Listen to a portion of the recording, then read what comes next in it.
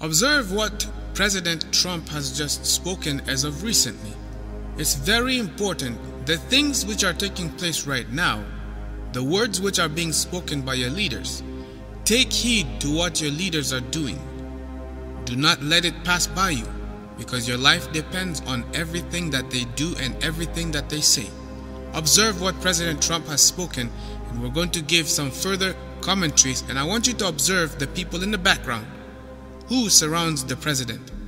Border security, you know, Republicans want very strong border security, and honestly, the Democrats, or most of them, it's hard to believe, but most of them want open borders, and that leads to crime and leads to other problems. And, you know, I don't mind having the issue of border security on my side. If we have to close down the country over border security, I actually like that in terms of an issue, but I don't want it to be an issue. I want it to be something that the country needs. It's not really an issue. It's something the country needs. It's common sense. The country needs it. We need protection. We need border security. We need security from drugs that are pouring into our country. They're coming in right through that southern border, and we need a wall. We need border security, and part of border security is a wall. So I don't mind owning that issue. I mean, Chuck's problem is that I'll take it. If we close down the country, I will take it, because we're closing it down for border security, and I think I win that every single time. Okay? Thank you all very much. I appreciate it. Thank you. Press, let's go. Make your way out. Very much. Let's go. Thank you. Thank you very much, folks. This recording of Trump speaking on shutting down the government was the result of border security, and he was speaking with Nancy Pelosi and Chuck Schumer on this subject. To make the long story short, here is what I want to share with you. I had pointed out to you that you need to pay attention to the people behind Trump, because the people behind Trump are the advisors of Trump. These people have power. I want you to ask yourself, when the camera zooms out, what are these three Jesuits doing behind Trump? You see, these three, though they may appear as Catholics, these are Jesuits. Jesuits who are advising Trump on what to do. These Jesuits have one mission, and that mission is to bring back glory back to the papacy. Trump was trained and educated by a Jesuit. When we visit his vice president, Mike Pence, he calls himself a born-again evangelical Catholic. He is basically uniting Catholics and Protestants together. And make sure you take note that Trump, who is a Jesuit-trained president, when he was selecting the Supreme Court justices, he elected, or selected should I say, Catholics. Catholics are now the official majority in the Supreme Court. All of this is going somewhere, so observe. While he is selecting Catholics to represent the Supreme Court justices, he claims to be a Protestant. But it's very interesting, the Protestant Reformation was declared to be over in the year 2017, precisely on October 31st, 2017, at the 500th year anniversary of the Protestant Reformation. And the people who declared that the Protestant Reformation is over and declared that we are all Catholics now are the exact same people who are also amongst the advisors of President Donald Trump, the likes of being Kenneth Copeland and a few other big names. I'm not even going to go and list them, but you can see the pictures that I'm showing you. These people are evangelicals, yet they have said that the Protestant Reformation is over, which means there no longer exists Protestantism, which means we are all Catholics now.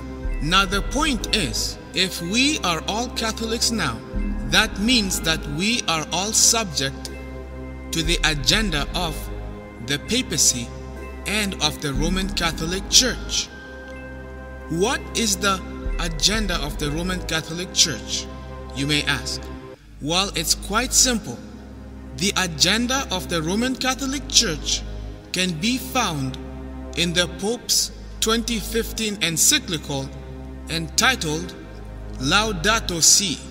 This encyclical sums up the movement that the Catholic Church is pushing in these last days. And this movement can be summed up by two simple words: climate change. Climate change is the movement in which the Roman Catholic Church is pushing in these very last days. But you have to remember, this climate change is not just a movement that is just for the sake of the environment. No, this climate change is going to bring back glory to the Vatican, to the Roman Catholic Church. Let me show you just how powerful the Pope is. You see, in May of 2015, Pope Francis released Laudato Si. Laudato Si is the second encyclical of Pope Francis. The encyclical has the subtitle, On Care for Our Common Home, end quote. In it, the Pope critiques consumerism and irresponsible development, laments environmental degradation and global warming, and calls all people of the world to take, and I quote, swift and unified global action. Following the release of his encyclical Laudato Si, the Pope then spoke before the United Nations in September of that very same year. And it's quite simple what he was talking about before the United Nations. He was simply promoting Laudato Si. His speech before the world leaders was revolved around climate change and about environmental protection. Here's the interesting thing. That very same year, in the fall of 2015, an agreement known as the Paris Climate Agreement was drafted. On Google, this is what the Paris Agreement is about. It says, and I quote, "The Paris Agreement is an agreement within the United Nations Framework Convention on Climate Change, dealing with greenhouse gas emissions, mitigation, adaptation, and finance, starting in the year 2020. Now, what's interesting about the Paris Climate Agreement is that should any nation try to get out, once you sign in and you are a part of this agreement, you are automatically bound for 3 years at least. So, if you try to pull yourself out of this agreement, you still have to remain a part of this agreement for at least a minimum of 3 years. So when President Trump took presidency and became the 45th President of the United States of America, when he tried to pull America out, he could not pull America out until America remains at least for 3 years. Obama was the one who signed the Paris Agreement, which means that America is not necessarily out. America is still a part of the Paris Agreement, despite what many people may think. That simply means that regardless of Trump's statement about him not believing in climate change, that can very well change at any time. Now, there are many people who say that President Trump and Pope Francis are on two different sides and they are actually against each other with regards to their beliefs. For example, one promotes socialism, the other one is promoting capitalism. One is a globalist, the other a nationalist. You get the idea. When you observe these two key players, America and Rome, and you start to break down what each of them are doing, you actually see a pattern that can be summed up with a theory known as the Hegelian dialectic. The Hegelian dialectic dictates that if you have a thesis, there will be an antithesis, and the two will always result in a synthesis. It is easily summed up as problem, reaction, solution. America must remain in the Paris Agreement until 2020, November of 2020. That ultimately means that anything can happen between now and then. While Trump may hint that he is against the Paris Agreement, it's very interesting that he is bringing on board on his members of advisors, the Roman Catholics, and yet choosing Roman Catholics to be the ones to occupy the seats of the Supreme Court justices. While he is claiming to be against the Paris Agreement, against the Pope's idea, Trump brings Catholics directly from the Vatican to be his advisors. It's very interesting that while Trump shows that he is against the papacy, he is the one who actually is introducing the union of church and state. The image of the beast is only possible with Trump. He has brought a union of church and state, something that the Vatican loves, while yet making it seem like he is against the Vatican's ideas. Think about this, ladies and gentlemen. It does not add up. What's happening is the atmosphere is actually being created. It's being ripened so that the people will be the ones to demand that they want a climate change law to be passed. And they want work-free Sundays for the sake of protecting the environment, for the sake of humanity. They are going to be the ones to demand that the state implements this. And once the state implements this, it goes worldwide. France right now is doing this. Remember, the Trump presidency has vowed to give power back to the people. He is simply shifting the power from the federal government and giving it back to the states. The states are going to be able to work independently. That is his idea of making America great again. Which means if one state decides to bring in the death penalty, that state can be able to do so. If another state decides to bring in a climate change law, they can do so. If another state decides that they would like to ban shopping on Sundays, they can do so. That is how America used to be in the first place. The states were acting independently of the federal government, but they abused it. Now here is something that all of you need to see. I'm going to share with you this video from the Associated Press.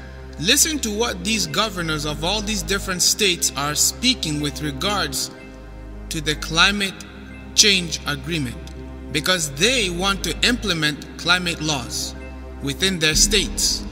Regardless of Trump's stand on climate change, they are saying, we don't care what Trump's doing, we are going forward with this. We want to enact laws in our own independent states. Observe. Thank you. So yes, we need the federal government, we need the President of the United States, but in the meantime, we're going to build the momentum, take concrete actions, as all these different states are. California's, Connecticut, Washington, Hawaii, and many other states. And within about 24 hours of the president purporting to remove us from the Paris Agreement, we had stood up the United States Climate Alliance. And that alliance was formed for the fundamental purpose to make sure that the world understood that we were still in the Paris Agreement, and we are still in the Paris Agreement. To make sure that the rest of the world understood that there is intelligent life in the United States.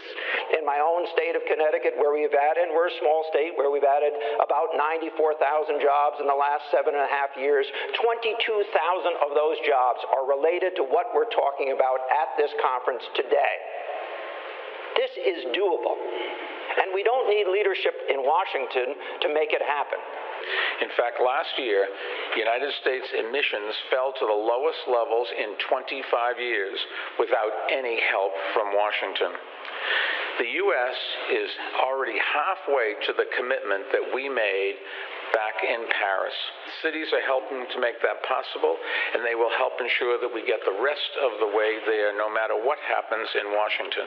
So in conclusion, while Washington refuses to act, while homes are lost, while firefighters are dying on the fire line, while Washington invents fake problems and doesn't even solve them, and ignores the real problems that we face, American cities, Republicans and Democrats and independents alike, are saying this is real, and we will take action even if Washington doesn't. You see, ladies and gentlemen, all of this is because of the Pope's encyclical. The Pope's encyclical actually is calling for a national Sunday law within Laudato Si. Laudato Si is the encyclical that hides national Sunday law, the mark of the beast. France right now is displaying exactly what the Paris Agreement is really about, because they have banned vehicles on the first Sunday of every month for the sake of the environment. And not just this alone, but there's actually a talk right now about wanting to ban working on Sunday. We got a good bitter tug of war starting today's French newspapers. Flo's here on set with more. This is the government ban on working on Sundays, isn't it, Flo? That's right, and this Sunday several home improvement stores decided to brave that ban, and this has caused quite an uproar that's continuing to get a lot of attention here today. Let's take a look at Libération that talks about Sacred Sunday, and Libération says having Sunday be a work-free day is an essential part of people's social and family lives, but it's colliding with the labor market and France's competitiveness. So how can you reconcile the two? Libération takes a closer look and says that it is indeed possible to reconcile the two. You see, all of this sounds good to the average person when they hear that the government is trying to fight for a work-free Sunday. They are happy. The government is appealing to their family time, their religious time, to make things right amongst one another. All of this sounds good on the surface. Oh, and don't forget, it's good for the environment. It protects the earth. In other words, ladies and gentlemen, what the government and what these agencies are going to tell you is it's not just beneficial for the human race to rest one day a week, but it's also good to let the earth rest one day a week. And by so doing this, we will allow the earth to cool down, and global warming or climate change will reduce. The effects of climate change upon the earth will reduce. That is how we protect the earth and protect the environment, and we protect and sustain human life on earth. That, my friends, is exactly what Laudato Si is promoting. And it sounds nice on the surface, but let me tell you this, that the Sunday movement is making its way into darkness. The end goal is persecution of the saints, persecution of those who choose to keep the laws of God, those that obey the 10 commandments of the Lord, and they have the faith, the testimony of Jesus Christ, which means they are observers of the Lord on His true Sabbath day, not the first day of the week. In fact, the Pope in Laudato Si expresses that Sunday is the first day of the week, not the Sabbath, which in North America is referred to as Saturday. You see, ladies and gentlemen, whether you like it or whether you don't like it, Bible prophecy is fulfilling, and the Word of God is standing the test of time, and it's being proven every single day. The signs of the times are showing us that Jesus is coming, and that before Jesus comes, the world is about to enter its darkest hour. This is the longest night of Earth's history. While yet it is the darkest hour, it will not be for long, because Jesus is coming. We're about to see the mark of the beast, National Sunday Law, be declared. Right now you may not necessarily believe it. However, it comes in the form of climate change. You're going to start seeing a lot more Sunday movement being promoted. You're going to hear, when you start to hear these things, that is the time for you to start making things right with the Lord. In fact, start making things right with the Lord now. Because if you have heard the preaching that something as the Sunday law is going to be passed, and you are fully aware of that, when Sunday law is passed, and you think that you can come back to the Lord and make things right, it is too late for you. Probation would have closed. Because now you're coming to the Lord for the wrong reason. You're not coming to make things right. You're not coming to get to know Jesus Christ. You are coming because now you're scared that probation is closing. And that, my friends, is false conversion. And many of you may ask the question, well, what do we do from here? How can I ensure my salvation? How can I be saved? The Bible says in Ecclesiastes 12:13-14, let us hear the conclusion of the whole matter. Fear God and keep His commandments, for this is the whole duty of men. For God shall bring every work into judgment, with every secret thing, whether it be good or whether it be evil. You see, ladies and gentlemen, this passage of Ecclesiastes goes hand in hand with the three angels' message, which is found in Revelation chapter 14 verses 6-7. This is the first angel's message. Listen to the following. It says, and I quote, "And I saw another angel fly in the midst of heaven, having the everlasting gospel to preach unto them that dwell on the earth, and to every nation, and kindred, and tongue, and people, saying with a loud voice, Fear God, and give glory to him, for the hour of his judgment is come, and worship him that made heaven and earth, and the sea, and the fountains of waters." This passage, ladies and gentlemen, goes hand in hand with the passage of Ecclesiastes. When you fear God, you will keep his commandments. Keeping the commandments of God is going to be the issue of the final end and conclusion of the great controversy between Jesus Christ and Satan. It revolves around worship. Keeping the laws of God, keeping the 10 commandments of God, does not strictly remain with thou shalt not kill, thou shalt not commit adultery, thou shalt not covet, but it also goes to the point of not worshiping any other gods, not even believing in any other gods, because that is idolatry. And also it does not mean that you are excluded from observing the Sabbath of the Lord. The Sabbath of creation has not changed, my friends. The Lord gave you 6 days. In the 4th commandment it says, remember the Sabbath day to keep it holy. 6 days thou shalt labor and do all thy work. But the 7th day is the Sabbath of the Lord thy God. It's not the Sabbath of the Jews. It's not the Sabbath of the Hebrews. It's not the Sabbath of anybody else but to the Lord. He gave us 6 days to do all of our work and to do everything. But his 7th day Sabbath has not changed. So ladies and gentlemen, you that hear this message are without excuse. You cannot say I was not told. What this message, what I'm trying to get you to understand is you must get in the mindset now of overcoming any bad habits. All of us need to overcome any bad habits now. Those that know about this message, when they do not make things right with the Lord because they are waiting to see the sign that a Sunday law is going to be passed, or they are waiting for a sign that says, oh, church and state is now a thing, and then they're going to run back to the Lord and make peace with the Lord, their probation would have closed a long time. It would have been too late for them.